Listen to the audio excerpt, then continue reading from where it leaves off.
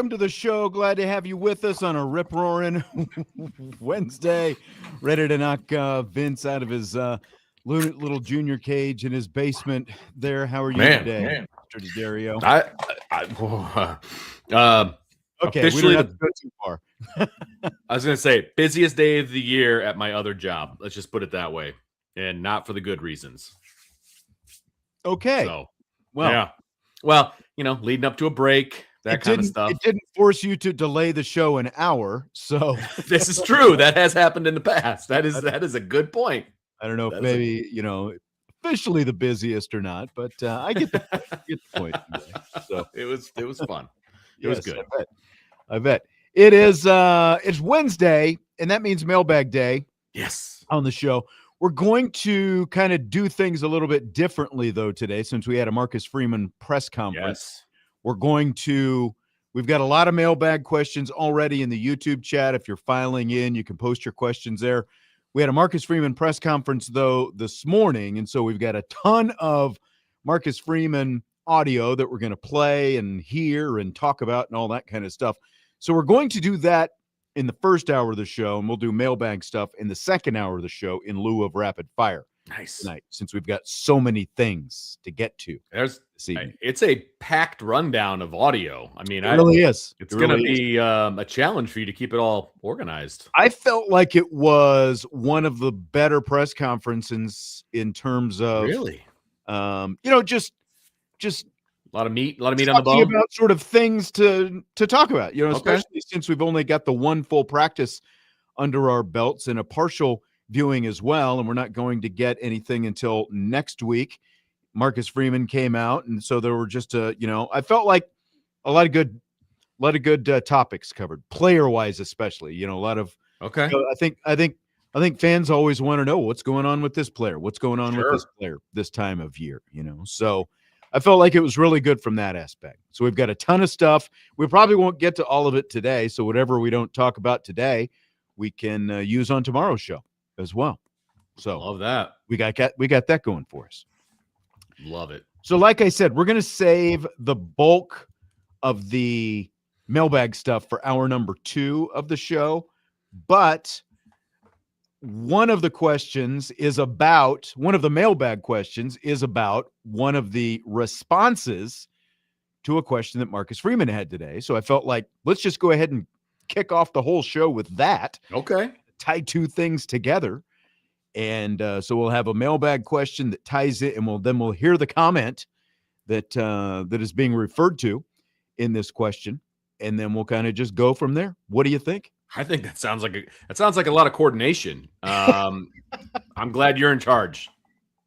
We don't leave the coordination up to you, Vince. There's a reason for that. There is a reason for that. When you're not here, it's a free-for-all, okay? So it really is. And I'm involved in some of the text chains of the free-for-alls. This is my lovely knuckleheads try to get things together. So. It's like there has to be a better option than Jesse and I doing shows when you're not here. But that's what we've got. And, people are just going to have to deal. And honestly, I feel like sometimes it's like, well, I'm not on the show, but do I at least get an executive producer credit for this one? So you unnamed, unsourced, but always there. Yes. That's right. They're in spirit.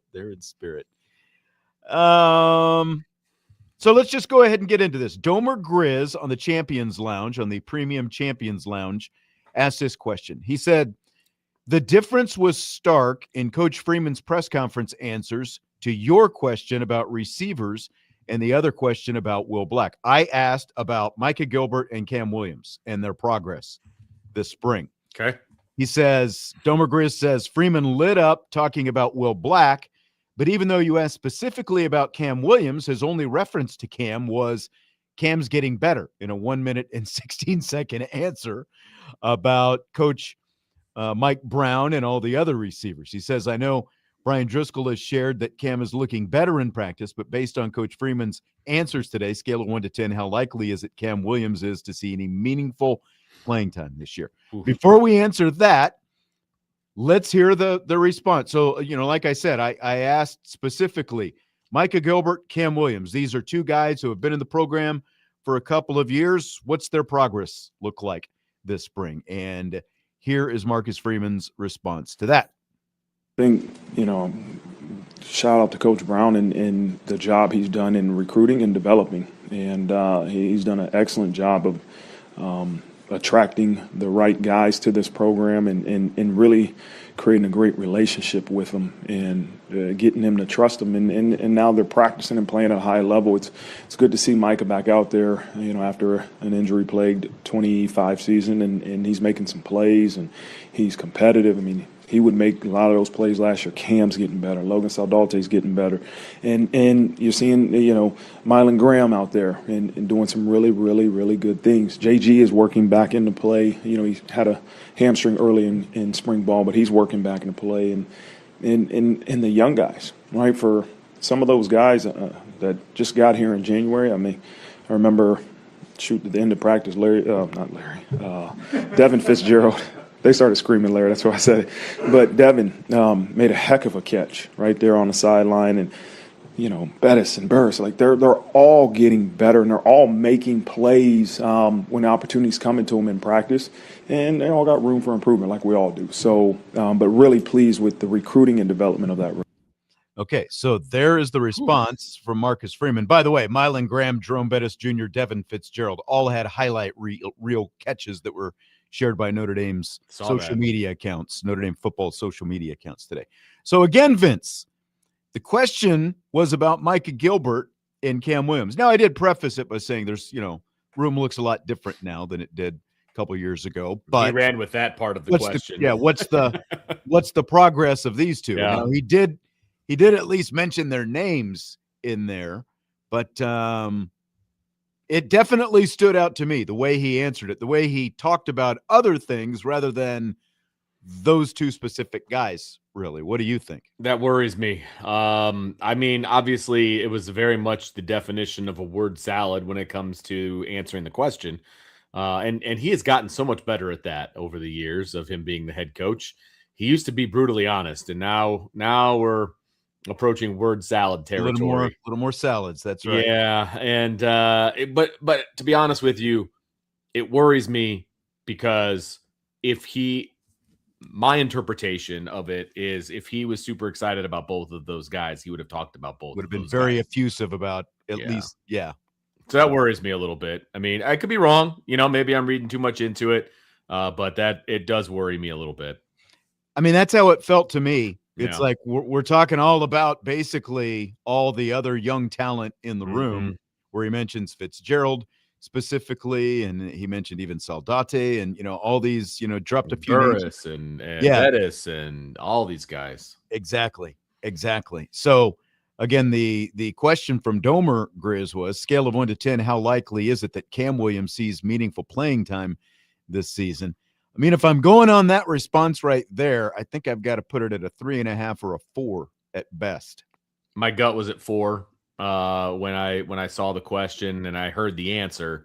Because I wanted to be like a 6 or a 7, but I don't feel like that's where we are right now. And he was impressive on day 1 when we were there. Obviously, that's practice number 1. And things have changed because they've had 2 weeks worth of practice at this point. And so I'm in a spot where, obviously it's do or die for him right now. And doesn't look like it's trending in that direction, which is unfortunate. Yeah. I mean, now USMA 87 is saying he saw a clip of Cam making a great catch as well. And we've heard some good things about Cam Williams this spring, but it sounds like it still has the ability to make bigger plays, but the dreaded C word, consistency, how consistent is he in, making the simple plays, doing the little things, play in and play out, always knowing, what route he needs to run and help, just all those little things that get you on the field more consistently, especially going into his 3rd year here at Notre Dame. I think that's still more the thing that the highlight reel stuff, the highlight reel ability is there for Cam Williams. I think it's just the ability to do it, play in and play out is still the biggest thing. And there's a lot of competition now in that room. I mean, he's absolutely right about the recruiting and the development of that room. And so, there's a lot of competition specifically at the position that he plays. And so, if like I said, it's kind of now or never because of the guys that are around him over there. And so, I mean, we'll see what happens. We're going to get another good, solid viewing in a couple of weeks, but not until then. And so we won't really know what to think until the Jersey scrimmage on the 18th. Yeah, and that'll be obviously the week before the blue gold game as well. So, man, I know it's what, two and a half weeks until away. Yeah, Jersey scrimmage and 3.5 weeks until blue gold game. So it's coming. All right. Let's talk some more receivers, or let's let Marcus Freeman talk some more receivers.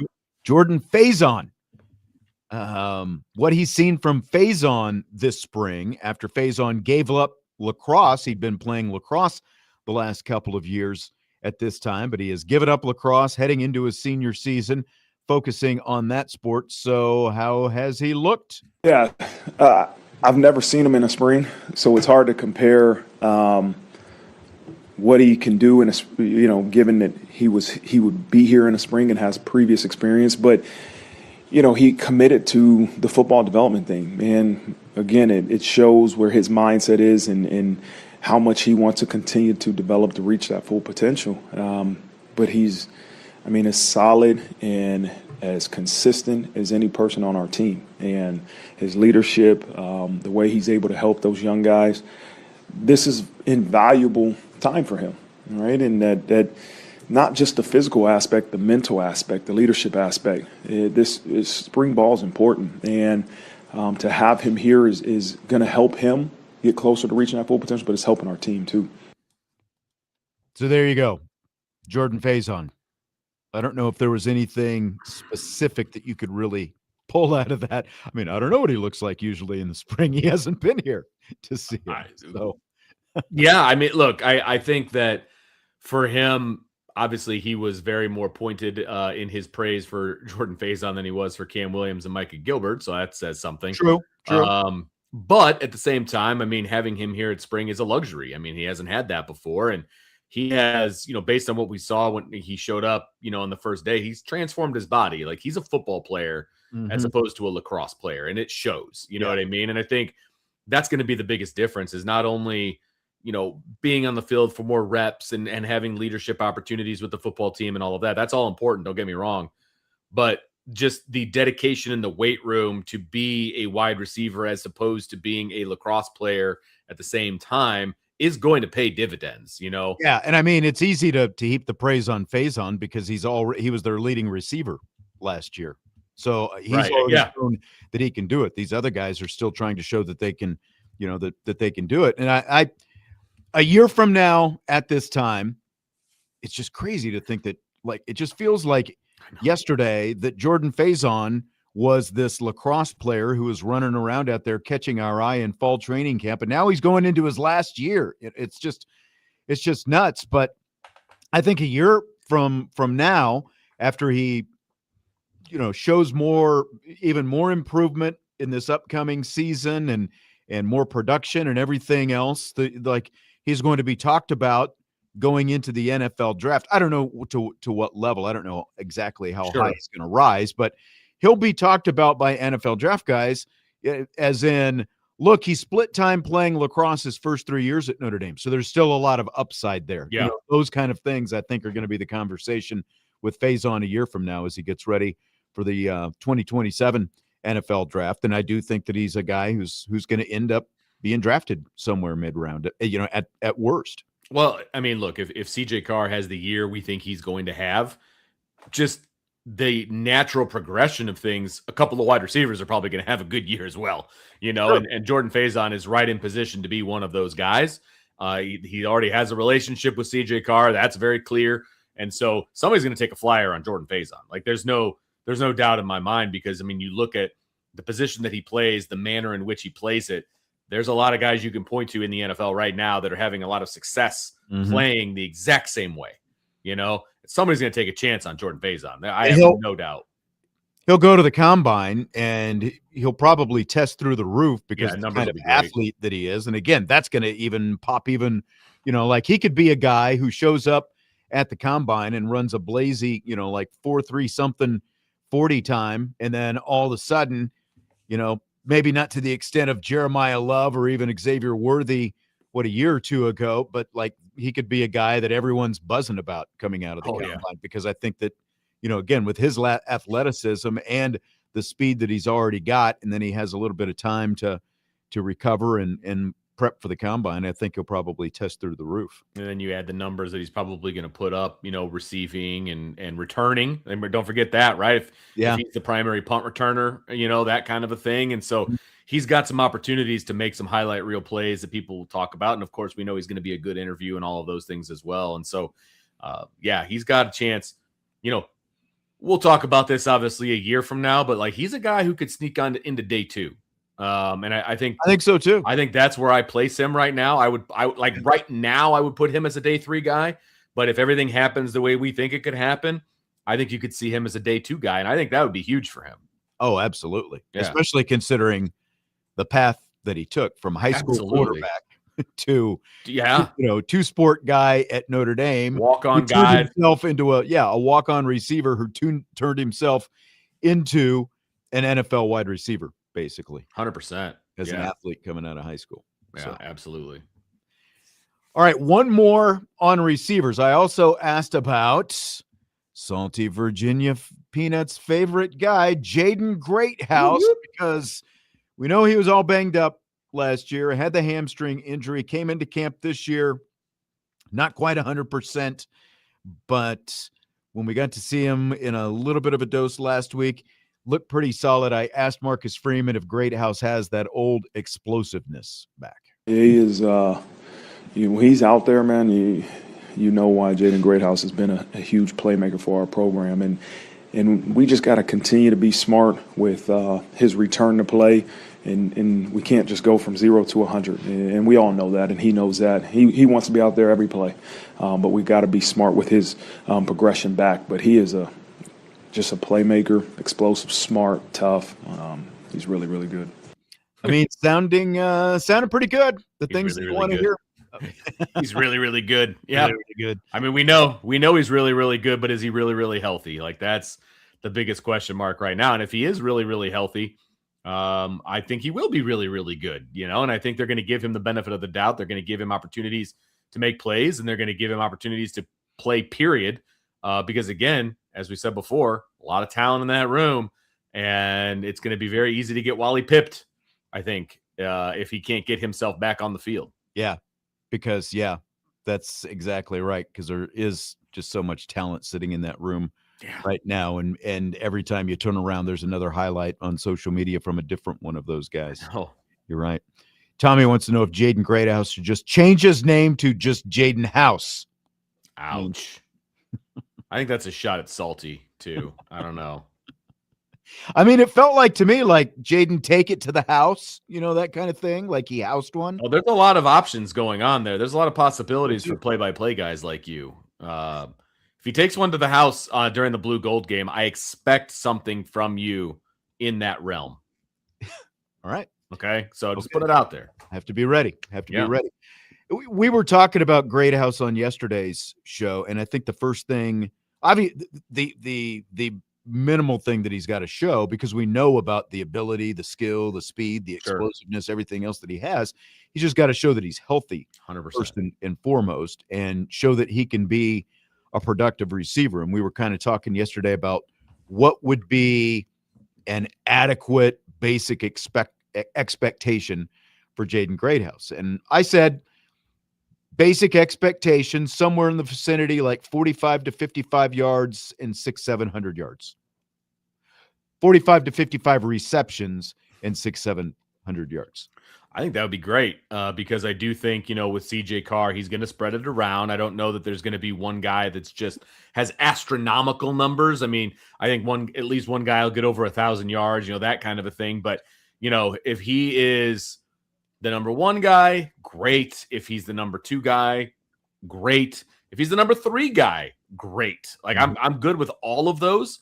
And so I think that's a nice average amount that you put out there. And if he can do that, I think that means there's probably 2 guys that are ahead of him, is what I would say. Right. And I think that's okay, because you can't guard everybody. I mean, that's not going to happen. So, he could be the beneficiary of some double teams elsewhere. And, things of that nature. So I think 600 to 700 yards would be a successful season. Yeah, and I think it's like 5 of the top 6, phase on returns, but the next, I think it's 5 guys in terms of receiving production are all gone. So there's plenty of opportunity for him to step into that now. Yeah, Like 100%. Pauling being gone, especially since they were playing a lot of the same position out there. So, yeah, I think we've been waiting. We saw this explosion at the end of the playoffs, and you're thinking, okay, this is the breakout. Now it's going to roll into next year. And, obviously, even before the injury, he wasn't, he was out there, but he wasn't producing a lot when he was out there. Now, part of that is the quarterback and, how they run the offense and all that kind of stuff. And so I am curious to see sort of that continued evolution. I mean, it's not like he didn't throw to any slot receivers. Correct. So. No, 100%. Again, if he's the third option and he ends up being the third option and he's healthy all season, that is very telling to what this wide receiver room is going to look like. Like that, I think that's a great problem to have if he's your number 3. Oh, absolutely. Yeah. Absolutely. All right, mailbag coming up. Hour number 2 of the show today, Notre Dame football mailbag. You can submit your questions in the YouTube chat, either in the Irish Breakdown YouTube channel or the Sports Radio WSBT YouTube channel. We've got more comments from Marcus Freeman coming up next, including the quarterbacks, all 3 of them, CJ Carr, Blake Hebert, and Noah Grubbs, and the left tackle, some guy named Will Black, who's out there playing left tackle this spring. So those comments and more, and then mailbag in hour number 2, the 6 o'clock hour of the show, coming up when we return. Budweiser's Weekday Sports Beat with IrishBreakdown.com.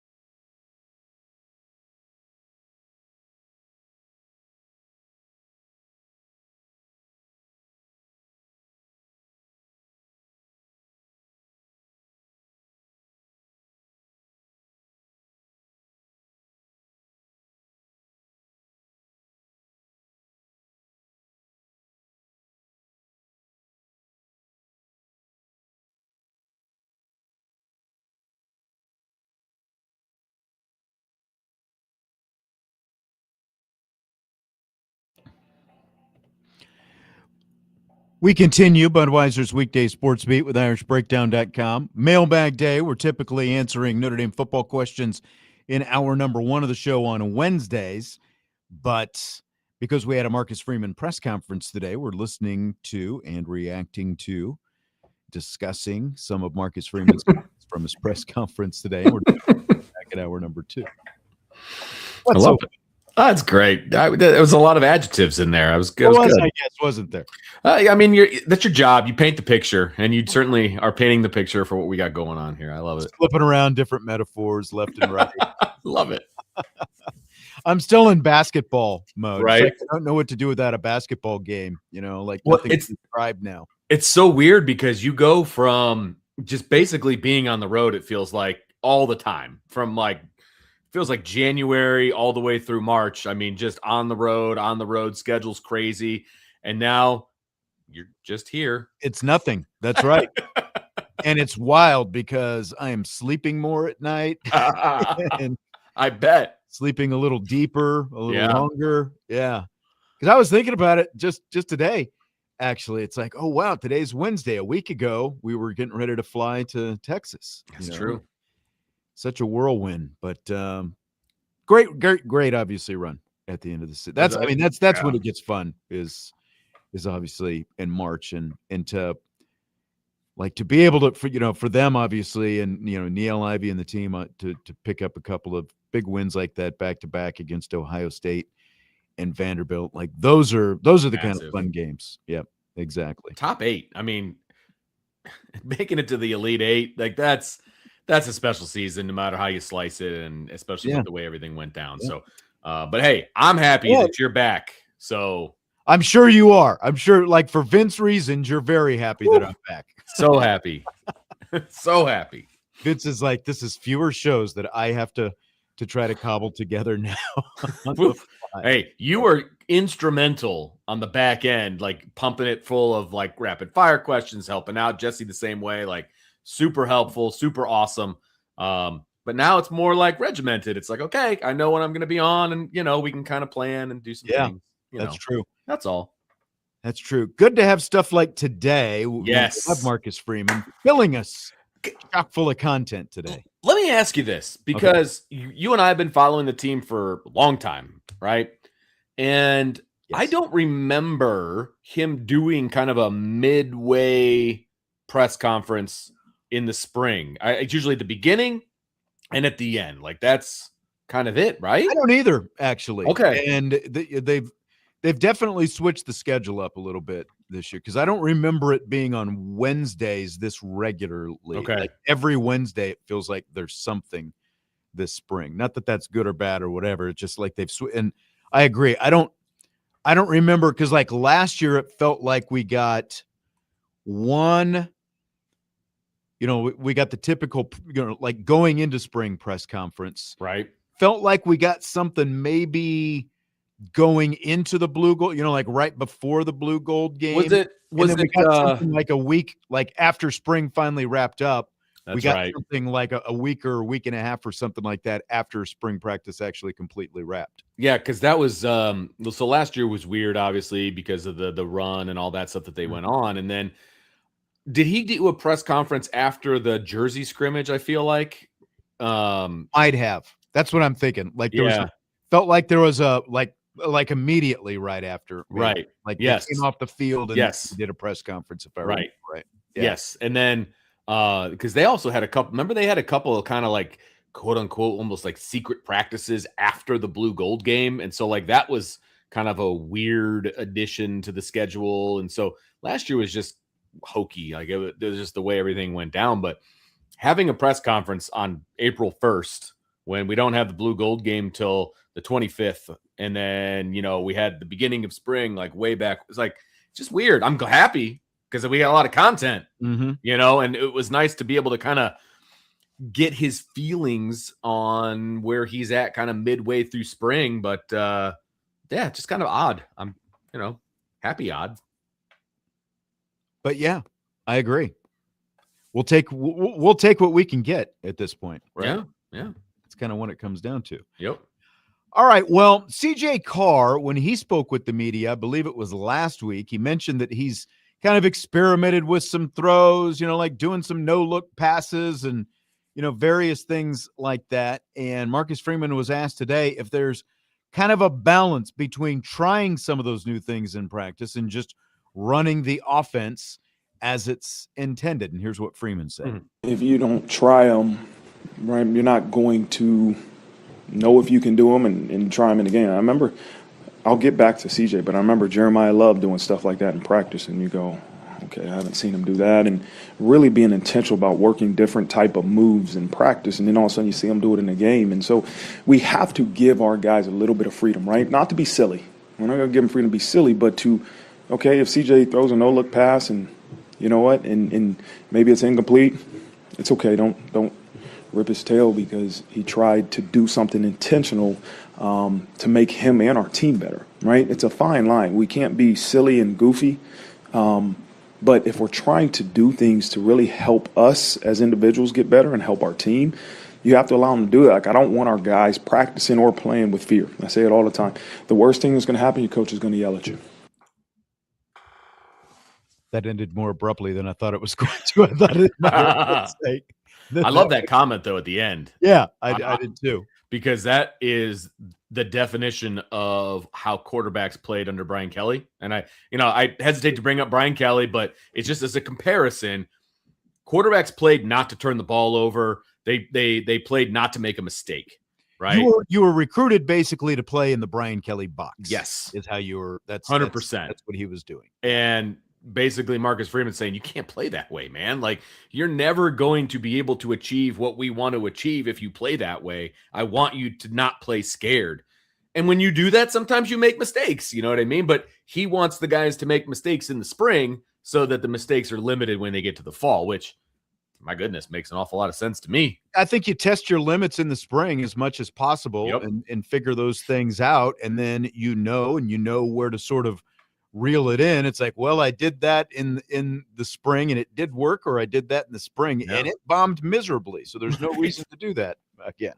So completely agree with what he's saying. And I think if nothing else, like the comment there at the end about playing with confidence, you can't play scared. I think that it gives you the confidence. Like when you get into an actual game situation, hey, I've done this before. And a lot of that's going to happen by instinct anyway, like a lot of those, like the whoop-de-doo thing and, that CJ Carr did against Miami, for example, on that touchdown pass to Gilbert at the beginning of the season. Like it's not like you're probably practicing that. It's just the innate, the instinct and the talent and the ability that you have just kind of coming through when you needed it. And look, if he's going to be able to, I'm not asking him to be Patrick Mahomes doing kind of some of the crazy stuff that he does during games, but he's talented enough where he can go off platform. He can do some different things. And this is the time to experiment to see, if the things you do in your head will translate to what happens on the field, right? Or in your backyard or whatever the case may be. So, hey, I'm excited to see what he pulls out of his hat. So how does that apply to the other two quarterbacks, though? It's one thing if it's CJ Carr. What about Blake Hebert and Noah Grubbs? Have zero experience between them. How about those two? Does that apply there? Here's the thing, is that everybody's journey is different, right? And where CJ Carr is on his journey to reaching his full potential is different than Blake, and it's different than Noah. And so CJ's at a point, right, on the bumpy road that he can try maybe a couple different things. Blake and Noah know they're not on that level. They're on their own journey and they're on their level. But I think the problem happens when you start comparing where you're at to where he's at. Well, if he's doing it, I'm going to try. Well, don't compare your journey to his. You need to master what you have right in front of you. And if you get to the point where you do that, then maybe you can try to start doing some of those things. So we don't go in a meeting and say, okay, CJ, you can do it, you can't do it, you can't do it. We make sure they understand to focus on your specific journey and don't get lost comparing your journey to his journey, because then all of a sudden you're going to start saying, well, why ain't I playing, or why is he allowed to do this? And don't compare, right? You can compare in terms of how to improve. Let's watch what he does to make yourself better, but don't get lost comparing your road and your journey to reaching your full potential to somebody else's. So does that mean that Grubbs and Hebert's road is not bumpy yet, or is it too bumpy that it's not smooth enough to be on the car level? Yeah, like which I think way it. are we going with that? I think it means that they're on the on ramp right now. They're not even on the freeway. Not even So close to a bumpy road yet. correct. Yeah. I don't even know if they've gotten to the bumpy road just yet. Like that's how I feel. And he's like, hey, you need to work on the basics. Once you master some stuff, then you can start going off script and things like that. They need to master just driving on the freeway. Yeah, but I mean, even with them, like they can Yeah. still test their limits. Oh, doing different stuff. and It's you just test your limits differently, right? It's like, the okay, basics. Yeah, can I fit this ball into this window? Kind of test your limits. Not necessarily throwing off platform and doing some different things, and it's more foundational stuff that you're testing. right. And I think that's what you would expect. It's spring number 1 for Grubbs, and it's spring number 2 with no playing experience for Hebert. So much more important things to focus on for both of those guys, because it has only been 6 practices. So what has Marcus Freeman seen from Hebert and Grubbs through those 6 practices so far this spring? Yeah, you can tell some of the positives and the negatives that each player does, but to make decisions on roles, no. 6 practices isn't enough. And but what I've seen in those 2 quarterbacks is really the highest of highs and then some of the lowest of lows, right? It's that they've made some plays and decisions you go, wow, okay, that's really, really good. And then they made some decisions you go, okay, he's got a ways to go. What we have to do is continue to have more of these and less of these, right? And all that means is being more consistent. Right, we got to continue to get consistency out of those 2 younger guys. But I've been really pleased at the highs and what they've been able to show every person in our program that they can do. We just got to continue to be consistent and eliminate some of the lows. When he said more of these and less of these, he held the hand up high, more of these, and then he held the other hand down low and said less of these. That's what that was. You didn't quite get that visual, obviously, there. But, I mean, it's pretty basic stuff. It's like these are 2 really talented guys, but they're really just being tested for the first time. Because even with Hebert, as we've talked about, being around last spring, he didn't get a ton of reps because you had a 3-man quarterback competition going on. The way he just described, how they're doing up to this point is literally the definition of a young guy. You know what I mean? It's like, you're going to see the flashes of brilliance, and then you're going to see like some seriously boneheaded mistakes. Like, and the goal is to have more of like he said, more of these and less of these. So like that is the perfect answer, because that's exactly what I would expect from both of them. Because you're right. He didn't get a lot of reps. Hebert didn't get a lot of reps last year, at least not any significant reps. And so now this is the first time that he's doing that. Same with Grubbs, first time he's getting that at the college level. And so we saw some of the heights even in day 1. It's like, okay, these guys can play the game, but they're also very, very raw when it comes to playing in a college system. And so you're going to see a lot of boneheaded mistakes as well, like a pick 6, for example, when you stare down a receiver. You can do that in high school because your arm strength is enough. Exactly. To beat that corner. Exactly. Not at Notre Dame. Those guys are moving a lot faster. Correct. When you've got Tay Johnson and Adon Schuler. So you learn, you even if it's a depth chart guy, they're going to be better than a lot of the guys you faced in high school. I mean, that's just reality. Right. If you were lucky, well, I get, he was in Florida, so he probably, I'm going to say, he probably faced maybe, on average, probably one of those guys in the secondary per game. But then you don't go anywhere near that guy. That's the game exactly. plan. You know who that is. Right. You go to the guy who's not that guy. That's how it works. Yes. It's pretty simple stuff. But now you've got an entire secondary full of those guys. Like you said, whether the first string, second string, or third string, they were all somebody's best guy. Yes, exactly. That's exactly right. So, and they're learning, they learning what guys to test, what guys not to test. And, and they're also learning their offensive playmakers. Who can I go to? Who's going to make a play for me? All of those things. And you're 6 practices in. That's not that many, right? So they're learning as they go. And that his answer, like I said, is exactly what I would have anticipated talking about those 2 guys. So I think that one of the big early storylines this spring has been the offensive line with Will Black, the redshirt freshman, moving out there to left tackle after Anthony Knapp started at left tackle for each of the last 2 seasons. So Black has been at left tackle. Anthony Knapp moved to left guard, and Freeman talked a little bit about what he's seen from Mr. Black so far. Yeah, he's doing a good job. He's a big body, and Will had a lot of hype coming into this program, and he got here in June. And like any freshman, right, had a bumpy road that first year. And listen, his career will be bumpy, but it's extremely high as you look at his ceiling. And he's doing a really good job at the left tackle position, going against really good players, right? He's going to improve because he has to block Bryce Young and Boubacar Traore and some of those really good players every single day. That's going to make him be the best version of himself, or he'll get embarrassed. And I've been really pleased with the job he's done in the first 6 practices. That was a very satisfying, listen to the beginning of this again. Yeah, he's doing a good job.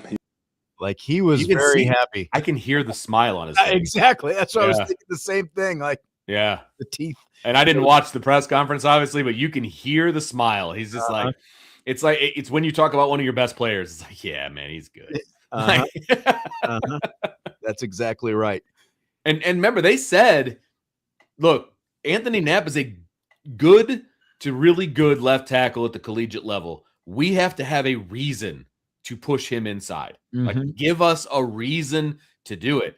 Will Black is doing that. That tells me all I need to know about where Will Black is, because he gave them a reason to push a pretty darn good left tackle inside to make room for him. That's a lot. This was Knapp got some of the early, All-American type, all those kind of rankings and stuff like that heading toward next year. And so, yeah, you're exactly right.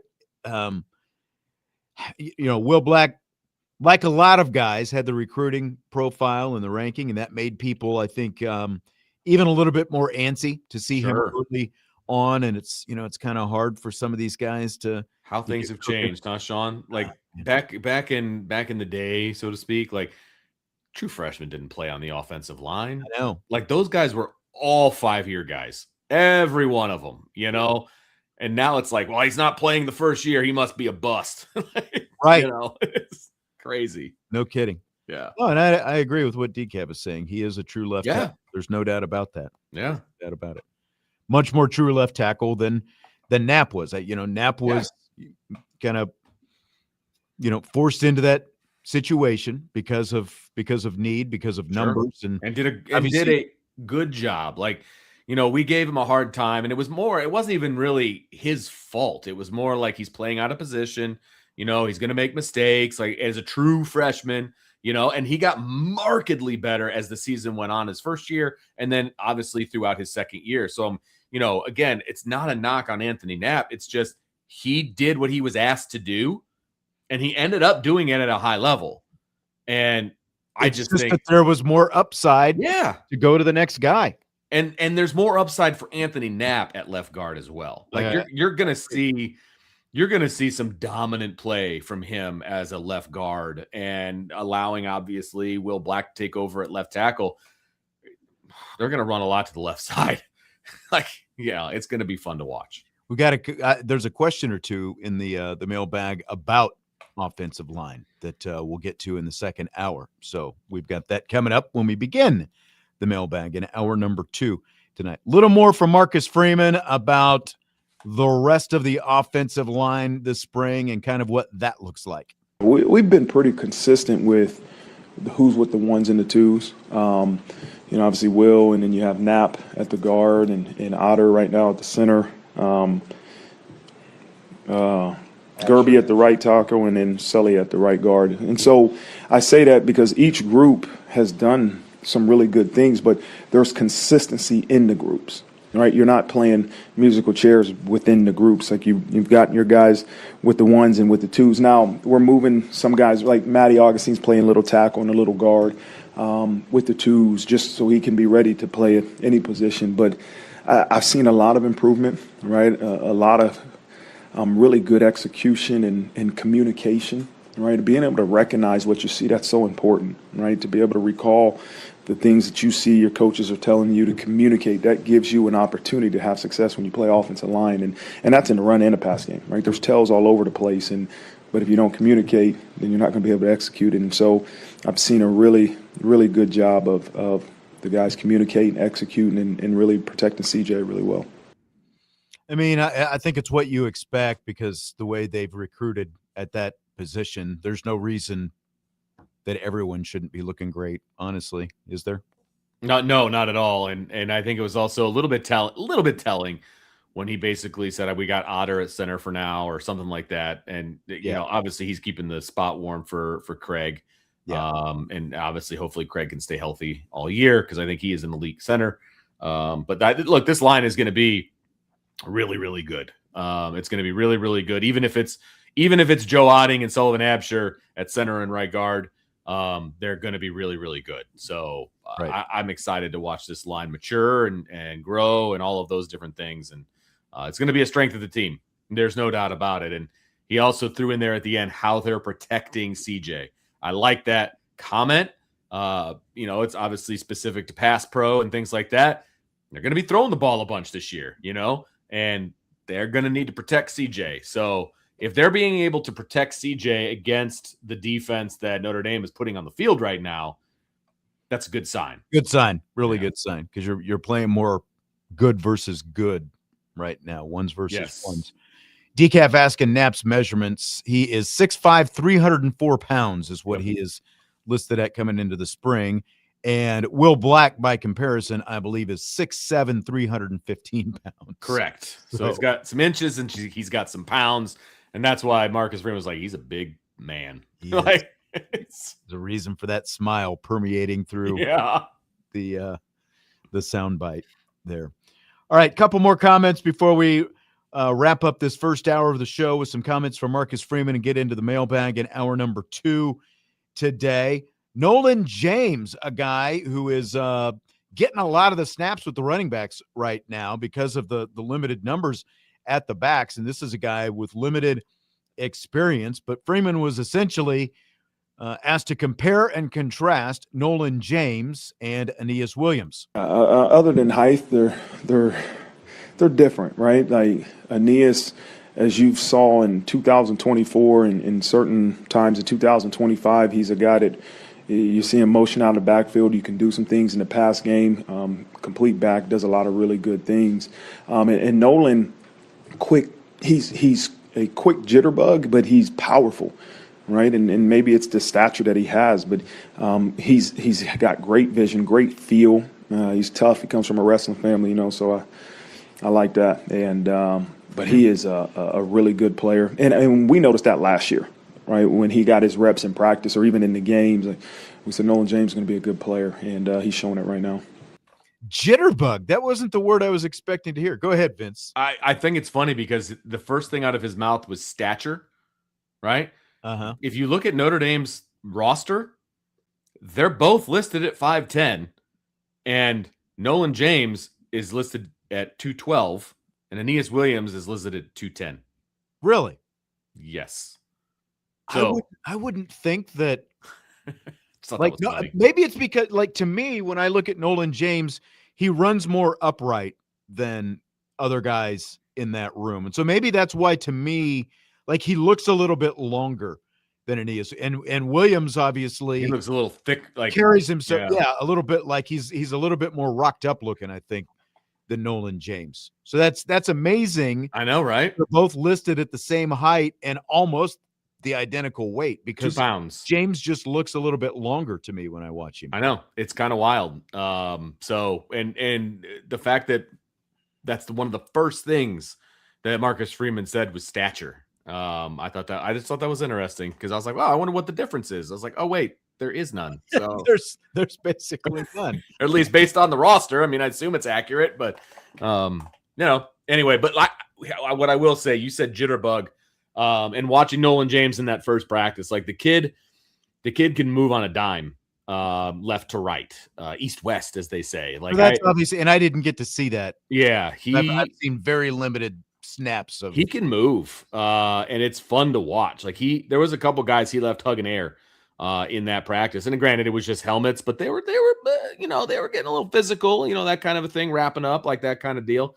And he left some guys hugging air. So he's going to be fun to watch, I think. And if it ends up being Nolan James and Aeneas Williams as the 1-2, and there's some other guys that have a say in that, obviously moving forward. But if it ends up being those two guys, very different styles, and they're going to be fun to watch just because how different they are. I agree, and I think that they can play off each other really well because of those differing styles. And like Aeneas is, again, just looking at him, he seems like a little bit more of a thumper, a pounder, guy. Even though he does obviously have some breakaway speed of his own. And he can catch the ball out of the backfield, obviously. We've seen that in big moments and when he was a freshman and didn't get a lot of opportunities last year, but he's going to get a bunch of opportunities this year. And I'm sure it'll be interesting to see how they break up the reps, right? Because we all kind of figured that it was going to be kind of a 1-2 punch last year, rightfully so. And the year before that, Aeneas Williams was the third down back, and he kind of lost that role the next year because different running backs coach. And, based on the way he coached at Penn State, we kind of figured it would be two guys. Well, is it going to be two guys again, or is Kedron Young going to get an opportunity when he gets back? What is that going to look like? I'm very interested to see whether three guys are going to get a little bit more reps or if it's still going to be kind of a 1A, 1B kind of a deal. Yeah. They didn't do positional stuff. You know what I mean? There wasn't a third down back. There wasn't. It was like, this is your series and this is your series, like that kind of stuff. So it'll be interesting this year to see how that works. Broken out a lot differently under J1 Sider. Yeah. But like when you look at like his track record going back to Penn State, it felt like that was kind of, who he was when he was at Penn State as well, the way he broke things up. So yeah, and walking into Notre Dame's room, like it made sense that like just repeat what you did at Penn State. You got two stud backs, like why mess with the formula? Like I totally understood it last year, but now you've got a greatly talented room, but I don't know that you've got two guys that are head and shoulders above everybody else. I don't know that yet. C3PO in the chat says, I think we kind of thought Kedron Young would get in on short yardage and goal line last year. Hard to say because obviously he got injured, got injured and that never happened. I don't know. And could that be a thing this year? It's hard to say. Yeah. I don't know. Like what we saw from Sider last year, that's not how he kind of divvied up. McCullough came in and he talked about those, I think it was like 8 assignments that he had, right? Like 8 roles, duties, and those kind of things. And that's not how Sider kind of approaches things. It doesn't seem like. And rightfully so, I want to say, like, you didn't want to take Jeremiah Love off the field. I agree. What did we say the year before when McCullough was here? You're taking your best player off the field on third down way too often. Yeah. And J1 Sider said, yeah, I'm not going to do that, And so, and that was to the detriment of Aeneas Williams, obviously, last year. And one of the reasons I personally was surprised he stuck around, but he did. And now he's going to get an opportunity, which is great for him. And so, yeah, are they going to have specific roles like that? Or are they just going to roll with two guys? So something fun to watch. Sine cosine tangent says, can I just submit questions like a regular mailbag on this math? Show? It's been so long. I know. Math. Confusing me with those. You can always put your questions in, man. Always. Throw them in because Mailbag is coming up next. That's the Marcus Freeman portion of the show. We've got plenty of Mailbag questions we're going to answer in the second hour of the show tonight, and we'll have some more Marcus Freeman comments on tomorrow's show as well. So he talked about a lot of other things. And we got a lot of them in this first hour, and we'll get a lot more in the first hour of tomorrow's show as well. But we'll take this break, and then when we come up in the 6 o'clock hour, it is Mailbag. We've already got some football questions, some basketball questions, all stockpiled and ready to go. Coming up, hour number 2 of Budweiser's Weekday Sports Beat with IrishBreakdown.com.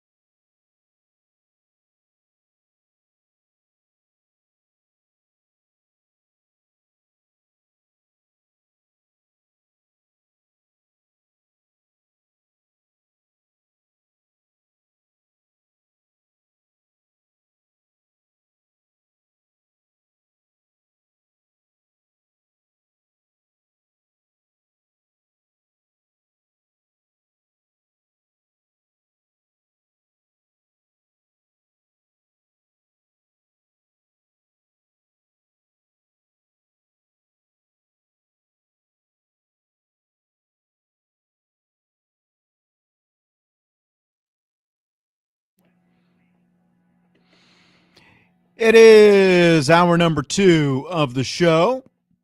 Budweiser's Weekday Sportsbeat with Vince D'Addario, Sean Stiers.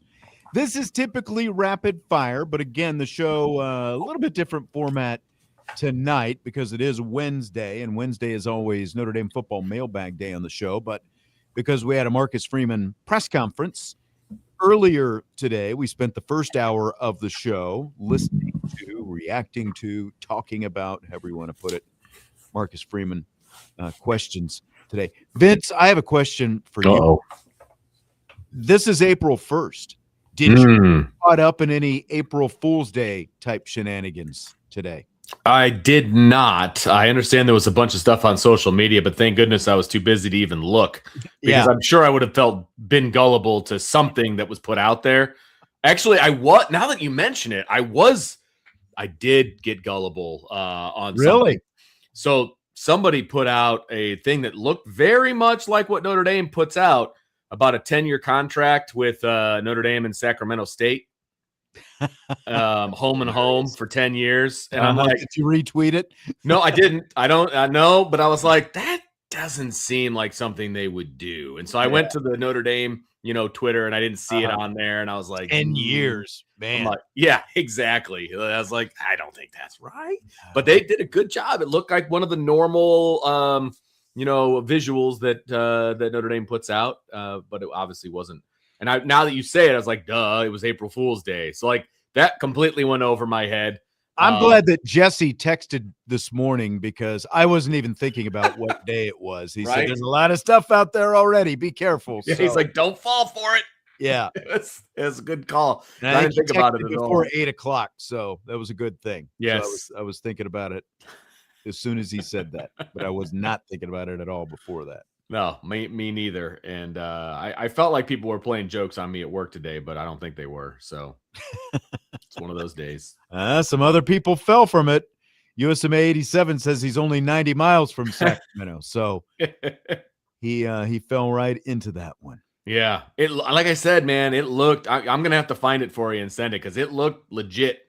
So it's amazing what people can do with AI and all those things.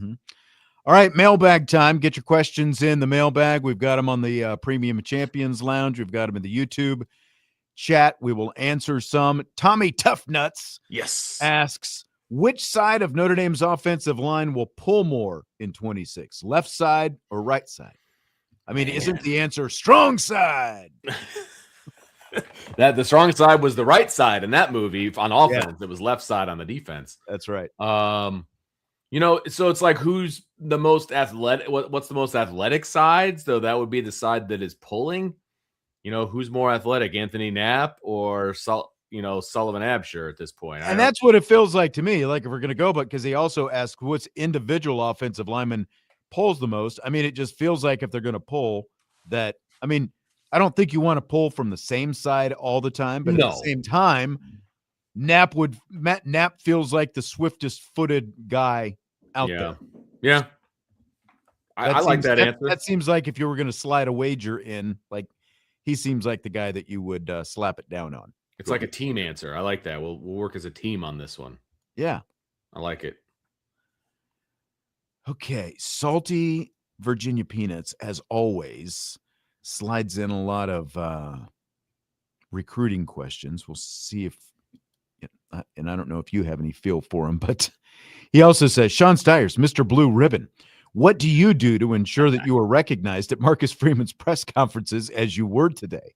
Flash some skin. Whoa. It's a very complicated system, actually. Yeah, raise your hand. And it goes like this.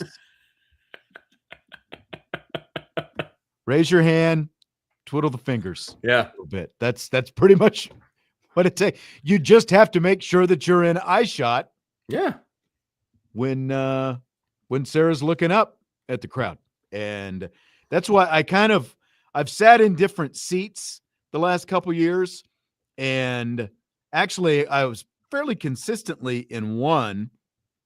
And then this guy who doesn't consistently come to press conferences would like beat me there by a couple minutes. And so he started sitting in my spot and it ticked me off at first. Yeah, man. And I also found that sitting in the certain spot, one, like sit up the middle so that Freeman can see you when you're asking the question easier. But two, I've also, the spot that I started sitting in, have a better angle to where she stands when she looks for everybody. So it's like a quick get the hand up. The quicker you get it up, that's the key. Oh yeah. Quicker you get it up, better chance you have. So yeah. Very complicated though. You just got to make sure you're seen. That's all. That's good. Yeah, that's what it comes down to. Sean Kelly asks, say Marcus Freeman leaves for the NFL and he fails within 2 to 3 years and comes back to college. Do you think he gets a high profile job? What do you think about that? Yes. And I look, I'm not saying that Marcus Freeman is Nick Saban. I'm not saying that. I also don't know that he's going to leave Notre Dame without a national championship. If he wins a national championship at Notre Dame, then jumps to the NFL, and let's say he's just not good at it, right? Colleges will be climbing all over themselves to hire him as their head coach, right? Because Nick Saban was an absolute dumpster fire in the NFL.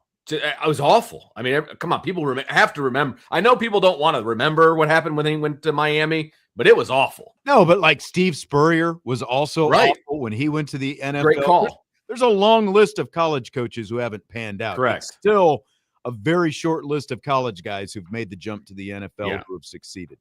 Hey, people will be crawling all over themselves to get Marcus Freeman as a head coach because he's already had the success in college and he's shown that he can do it. And if he can do it at Notre Dame, he can do it anywhere. So, he'll get a high profile job. Like I'm thinking like Pete Carroll, Jimmy Johnson are the two of the most successful guys because they won both Super Bowls and national championships.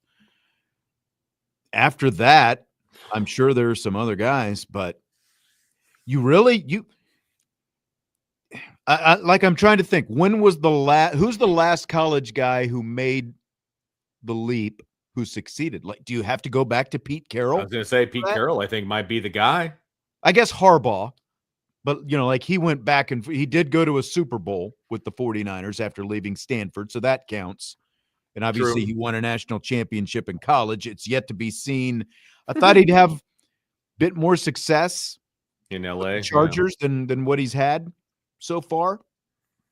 But I think, maybe, again, he did get the 49ers to the Super Bowl, and that was at a time where they were really down before he got them back up real soon. So I think you count him. I said Jimmy Johnson. Decaf is saying Jimmy Johnson. And obviously that's been 30 plus years. So and Pete Carroll happened more recently. Pete Carroll's more recent. Yeah. Yeah. So I'm trying to think of anybody else more recently. I really can't think of anyone because it's usually guys who are in a net, like I think, a lot of people thought Sarkisian might be a guy because he has kind of gone back and forth. He was an assistant in the NFL. And then, obviously now college head coach at Texas. Bill O'Brien has done a little bit of both, but, I don't know that you would call him uber successful. No, definitely not uber successful. He's had some success at both levels. And Boston College isn't exactly a high profile job. Right. But at Penn State before that, and that kind of got him, that push to the Texans. That's true. And he took over Penn State when it was in a tough spot too. Yeah, I mean, here's the biggest flop. I mean, forgot about Urban Meyer. Good call there, Decaf. Yeah, that was a flop for sure. No doubt about that. We're trying to figure out who's successful at both. The list is short. I think Carroll and Harbaugh are the two most recent successful guys. Yep. And even sine cosine is saying Saban. Are you saying not successful? Or he was not successful when he went to the Dolphins when he left LSU, and that's why he came back to Alabama. Obviously very successful in college, but didn't have the NFL success. Nope. So I mean, and you're talking Urban Meyer and Nick Saban. You're literally talking about two of the more successful college coaches of the last 2 decades. Yeah. And neither one of them had a speck of success when it came to the NFL. Absolutely correct. It's tough, but I agree with what you're saying. If that happened, capital I, capital F, if Freeman were to leave, didn't have success, in the NFL. Yeah, I still think that he would be pretty sought after. Excuse me, coming back to college, especially, considering everything that he's done at Notre Dame in the last 4 years. Yeah, I made the analogy before, and I really, really hope it doesn't follow this road. But again, Nick Saban wins a national championship at LSU, jumps to the NFL, is a miserable failure. Obviously, he's not going to go back to LSU. He goes to Alabama and becomes the all-time, basically winningest coach ever, the GOAT of college coaches at a different school. Mm-hmm. Like, I pray that doesn't happen. You know what I mean? He wins one at Notre Dame. He goes to the NFL, not super successful, comes back to another high-profile job, stays there the rest of his career, and wins like 4 titles. Like, that would be the ultimate, like, backstabbing. Not backstabbing, because he wouldn't be doing it to me on purpose. But, like that it would just be like, oh my gosh, are you like, I would hate to see that happen. That'd be awful. C3PO says Tom Coughlin. That's a good answer. Again, not as recent as either Harbaugh or Pete Carroll, but he did win multiple Super Bowls. So you definitely have to put him on the list of guys to make a successful leap. Wasn't necessarily, I was going to say, what was his success level in college? He coached at Boston College. He was a right. good coach, but there were not indicators that he would go on and be a Super Bowl winning coach in the NFL. Exactly. Yeah. Definitely took some time. And you talk about old school coaches as well, just in terms of the way he does things. Hold it. What? Father David's in the house. I haven't seen Father David in months. I know. Crawling out from under that Canadian rock. I appreciate MIA. you, Father David. Congratulations on coming back. Yeah. Man, we're going to. I was getting worried. I was about to send out a search party for Father David. He was an everyday poster and just disappeared. We'll have to pull out some Molsons. Tip them high. Decaf says he didn't hear Mr. Loud typing guy at the press conference today. Did they outlaw the use of laptops? Definitely They didn't. The only time it's really been obvious, though, was that Bavacqua press conference that we had, and that was in a completely different room. That was in the old, like the basketball press conference room inside Purcell. Oh, okay. That wasn't in the football. So, and that's a much tighter space. Yeah. So I don't know if like the, just like the acoustics of the room kind of, do you put your recording device up on the podium, or do you hold nobody really does that anymore? Really? Okay. Yeah. Everyone just kind of has their recorder sitting next to them on the seat. Interesting. Okay. Because it's really good audio. Obviously recording devices have gotten better obviously over the years, but true. Okay. That's interesting. True. Salty wants to know if I have considered having producer Ty run the show and me broadcast from home. Salty Virginia Peanuts really loves him some producer Ty. I will tell you that. There are some people that are obsessed with producer Ty. I tell you what, I would love to have a full-time producer of this show, but Vince just did the international rubbing his fingers. It costs money to do that. And that's why producer Ty does not, he's only here when I'm gone. And we need someone sitting in this seat, when Jesse and Vince are doing the show remotely, or if I'm in a hotel room someplace as well and I'm doing it remotely. Because we would have to pay the radio station would have to pay someone, and that's just not going to happen. So I have lovely as that would be. I have spoken to our esteemed station manager about an intern who's very interested in working with us. And so that could be a thing. Really? Mm-hmm. But he said he has to get approval from his bosses. Okay. So I don't know how that's going, but there's somebody that is very, very interested in being an intern with us. That could be fun. I know. And he's like good as well. He's really good. I found this on the web. Oh, did you now? Okay. Did you find this intern on the web? Is that what Siri is telling you? Or? Sine cosine tangent says, do you think a reason for the poor start last year was lack of returning captains? I do not. rare is it that you have returning captains anymore, because a lot of times captains are seniors or juniors that are going to declare for the draft. You're not going to have a bunch of returning guys this year, I don't believe, off the top of my head. So, no, I don't think that's a thing. I think it was just about the level of competition they were Yeah. playing early on. And a lot of the new faces that had to play. I mean, Right. yeah. Again, going on the road, breaking in a new starting quarterback Mhm. in game number 1 against a top 10 team. Not ideal. Playing another really quality opponent at home, a little bit more ideal, but bigger picture, that was a lot more. That game specifically, some against Miami, but that game specifically was more about defensive issues as much as anything. I don't think captains had anything really as much to do with it. So, they'll have some captains returning this year. Like you've got Drake Bowen back, for example, and like you've got a lot of returning experience. So yeah, But I mean, the majority of the captains are not coming back, because you got Bowen and you got Schuler coming back. You're losing Heinisch, Pauling, Schrouth, and Wagner. So there was 6 captains, 2 are returning, right? So yes, I don't know.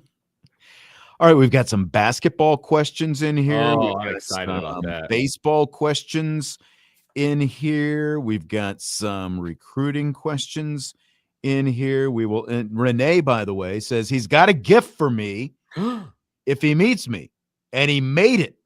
Man, whoa. You've got me intrigued now. I believe Renee is coming in for the blue gold game. So, I mean, is this like a Father's Day made you a gift? Like you're supposed to be excited about it, even though it's not really all that impressive? Or is this like you have talent that you have made something? Like that's my question.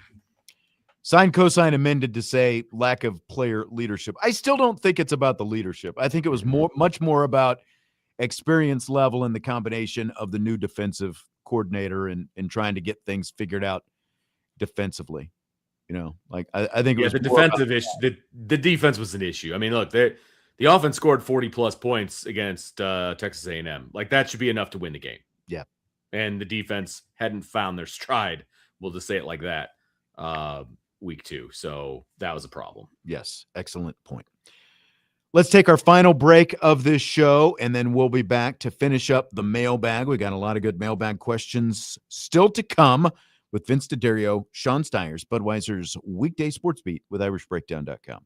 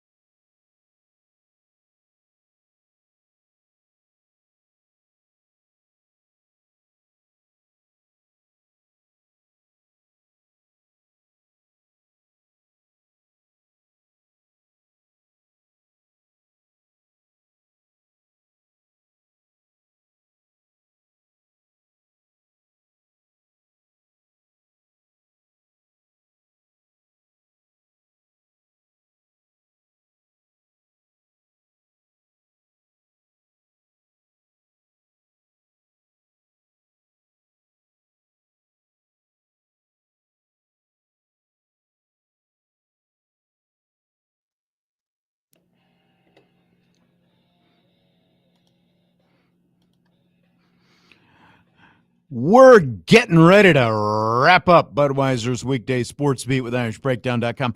We still have a few minutes, like several minutes, actually, but coming out of our last break of the show, South Bend Cubs baseball starts this Friday. I'm sure they wish they started a couple of days ago when it was beautiful.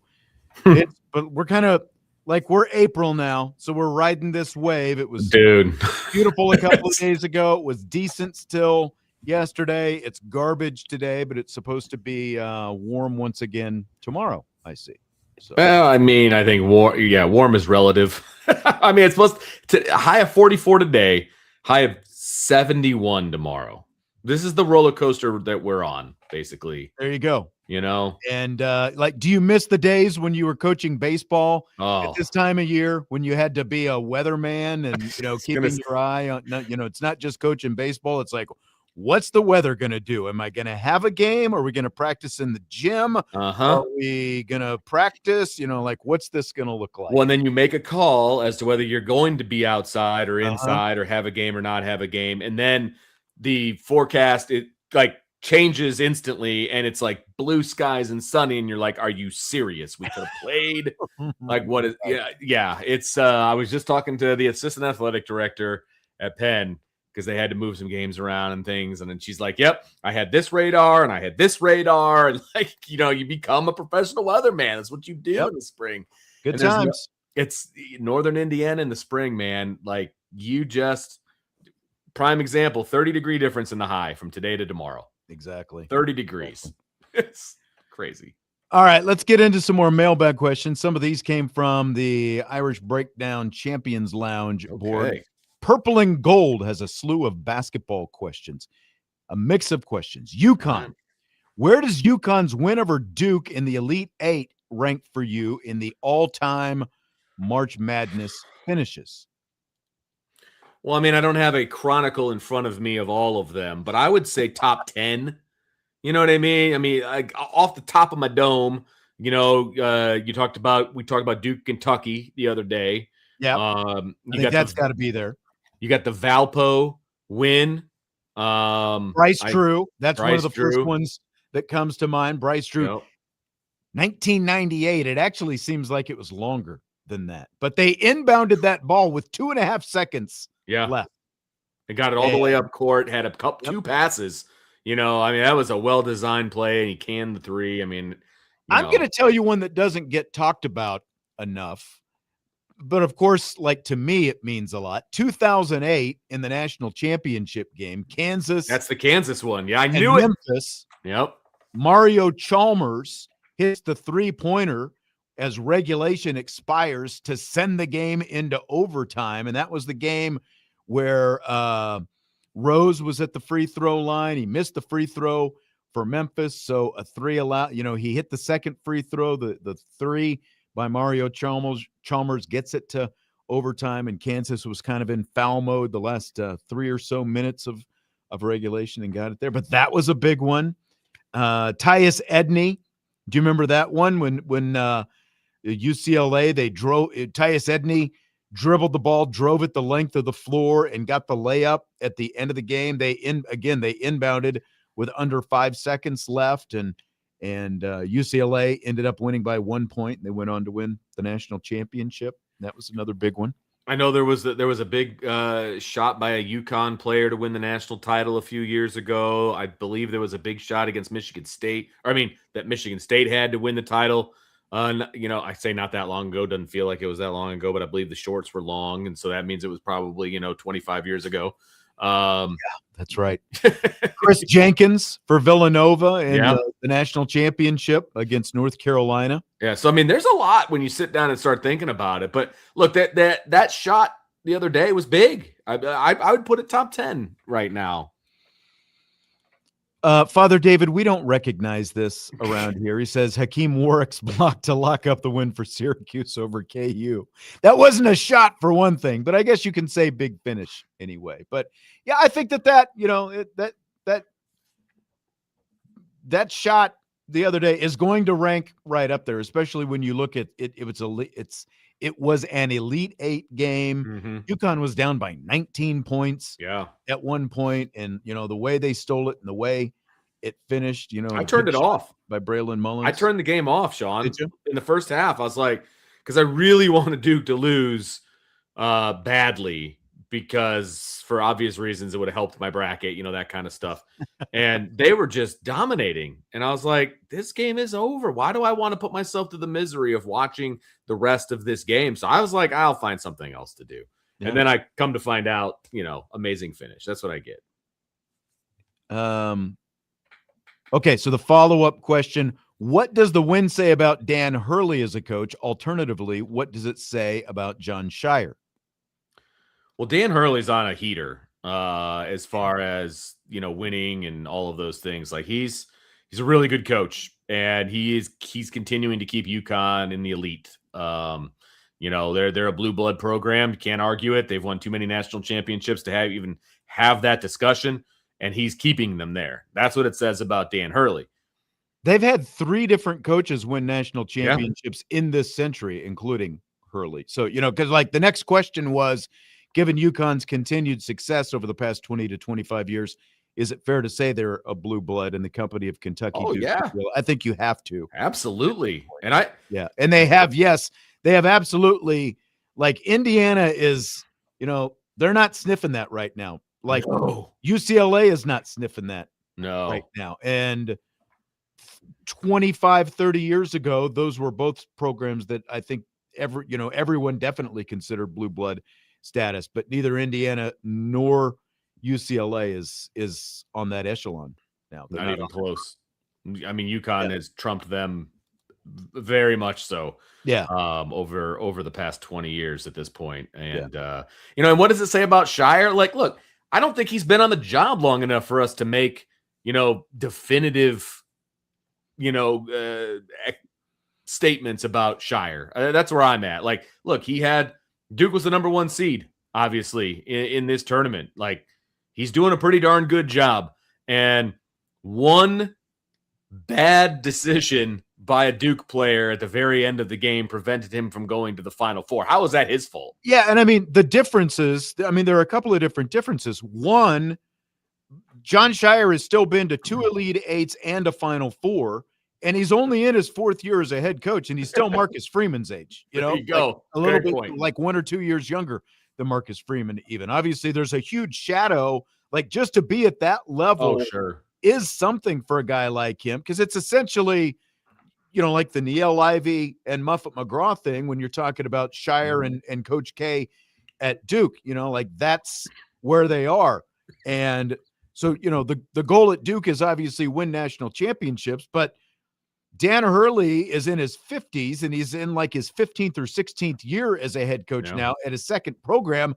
He's already won national championships. But you look at the difference in how they're running their programs, Scheyer, just like Coach K, by the way, is still shopping in the, we're much more relying on uber talented young freshmen and sophomores to lead this program. Whereas Hurley, he's got, some of those guys, there was more talent probably 3 years ago when they won the second of their national championships. They still got talent, not quite at the same level, but he's still got more program guys around where, he's got more sophomores and juniors and even seniors. And it's not that Duke doesn't have any seniors, but I think it's their top 7 scores are either freshmen or sophomores, all 7, are either freshmen or sophomores. And obviously they're going to have another lottery pick type guy with Boozer this year. But with Hurley, it's much more program oriented. Whereas with Duke, it's, again, much more blue chip, high end freshman guys. And as a result, Boozer, for example, when you look at that last play, I listened to Jay Billis talk about this a couple of days ago on ESPN. That's something that Duke practices, end of game situations like that. And it just wasn't executed properly. But part of that is because as talented as, it was the second Boozer, not the first Boozer. The younger twin. Yeah, exactly.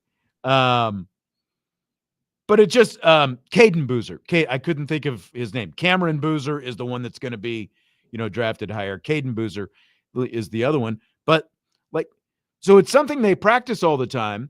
It just wasn't executed properly. Right. But you're talking about the fact that you've got so many freshmen on the roster. Like UConn practices probably something very similar, but they've got juniors and seniors. So those guys have repped that a whole lot more.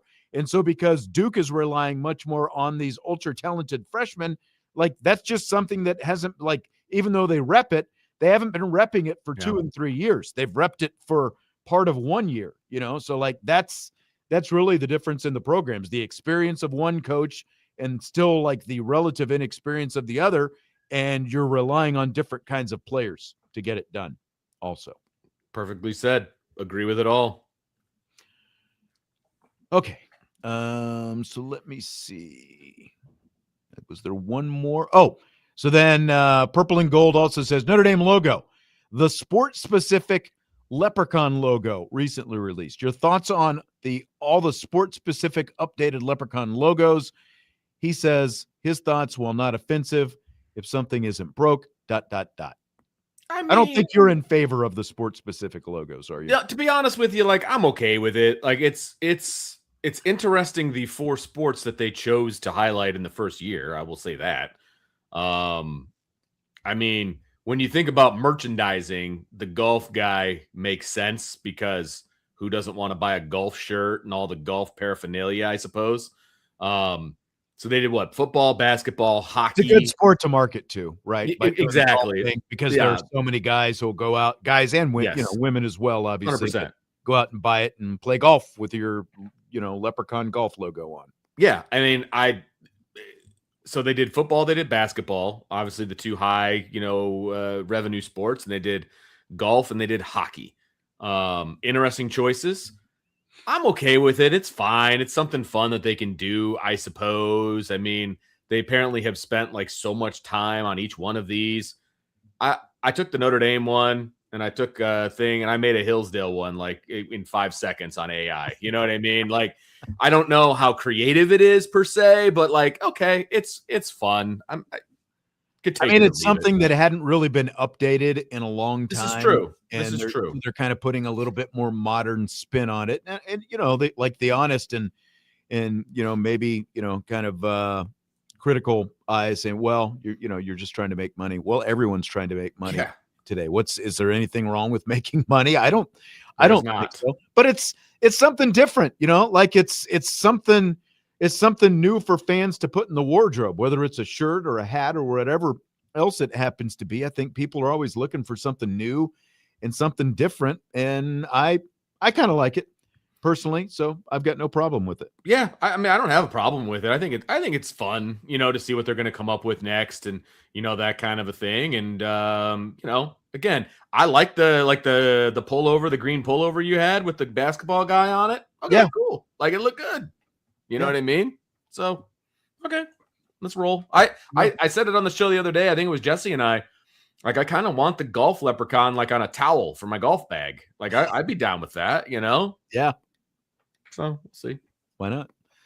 And then the other question, with the recent talk of High Point's campus, excluding Notre Dame, what are some of the nicer college campuses that you've seen? Which stood out and why? Perhaps how do they stack up in comparison to Notre Dame's?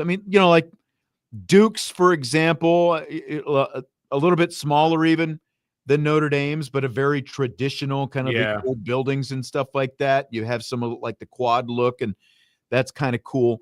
Some of the other ones, I'm trying to think, there's none that really stood out, but talking about facilities specifically, we went to James Madison this year for a basketball game.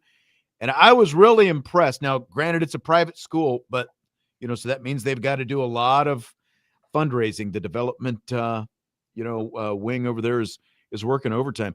I was really impressed with the James Madison, basketball arena. It's nicer than a lot of Power 4 basketball arenas. Now, it's quite as big, but it's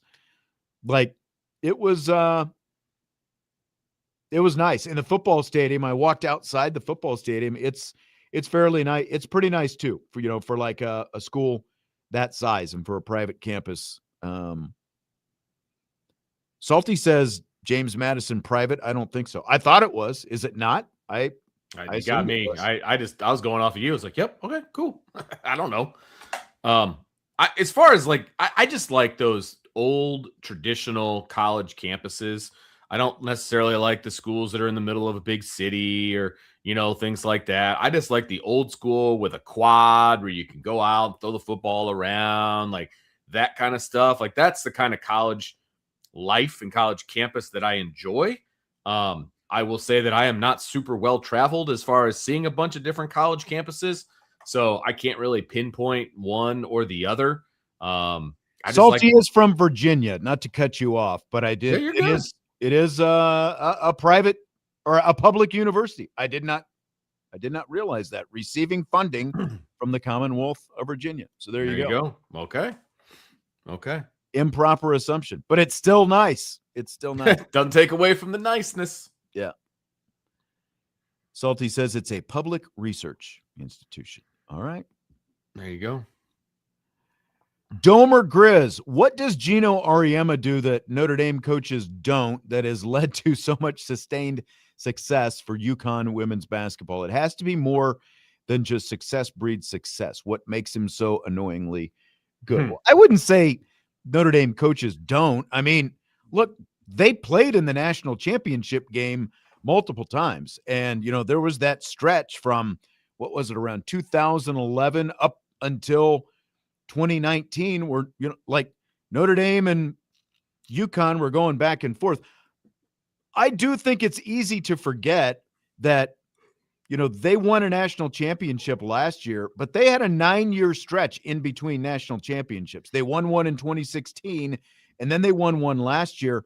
9-year stretch in between titles. That is the longest stretch of Gino Auriemma's career that he went without a championship. Now, they were still getting to Final Fours and all that. It basically just comes down to recruiting. The long and the short of it is that, like, when you look at the rosters that Muffet McGraw had when they were going back and forth and, both of them regularly in the Final Four and both of them in national championship games, it just comes down to that.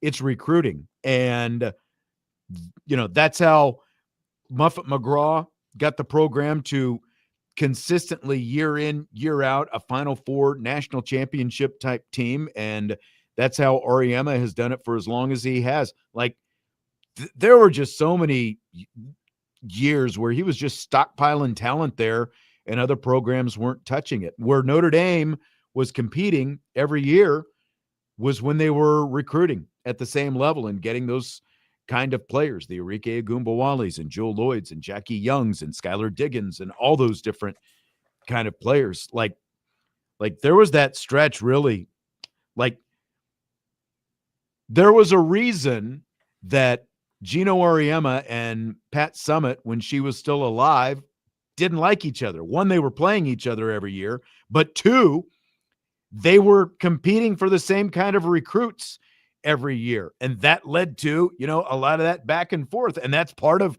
like when Gino really started jabbing Muffet McGraw more publicly, it's when she was competing with him to get some of the elite recruits. Like that's what it came down to. That's when he really, to borrow the salty, like that's when he started getting more salty. Like when Muffet was competing for the same kind of recruits. And, again, he's still been recruiting on a very high level, for, even in that stretch where he wasn't winning national championships.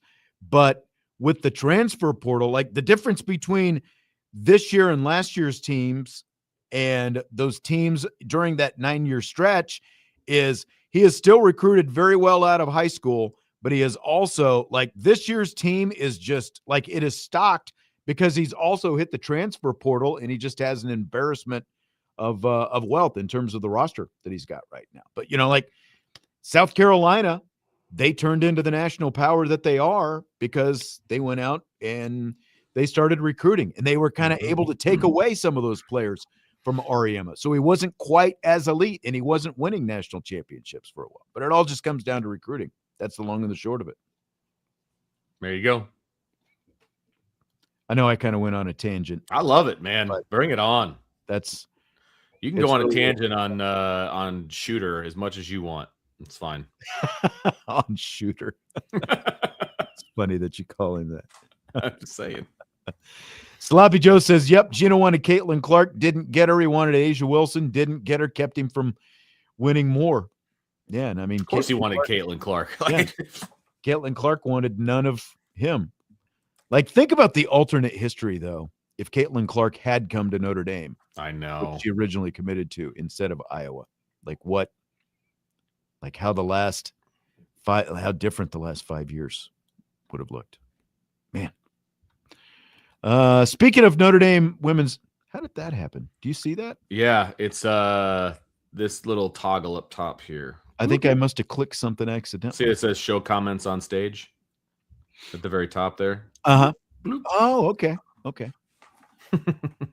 So that'd be like if we were gaming, you got to have the comments on the, Gotcha. Let me see. There was another one or two basketball questions that I was going to slip in here that we got, and now I can't find them. No Shrewsbury to Butler questions in there.